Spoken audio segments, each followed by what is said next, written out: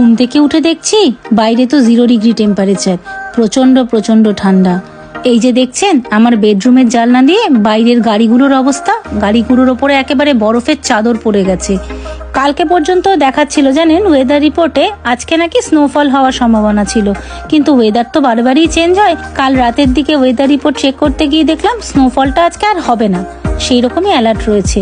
কিন্তু দেখছেন অবস্থা, আমার রান্নাঘরের জানলা দিয়ে দূরের যে ছাদগুলো রয়েছে সেই জায়গাগুলো পুরো একেবারে সাদা চাদরে ছেয়ে গেছে, মানে একদম ফ্রোজেন হয়ে গেছে সব।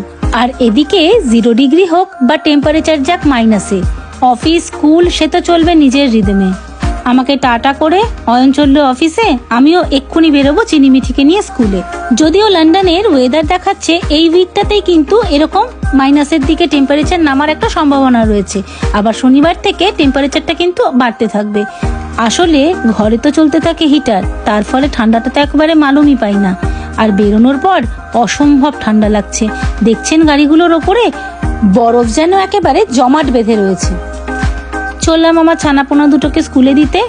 যা ওয়েদারের অবস্থা, আজ মনে হয় সূর্যি মামারা দেখাই পাবো না। সবাইকে জানালাম শীতলতাময় শুভ সকাল। সবাই খুব খুব ভালো থাকবেন, সুস্থ থাকবেন। আর মিনি ব্লগটা কিরকম লাগলো আমাকে কিন্তু কমেন্ট করে অবশ্যই জানাবেন। Please like, follow and share.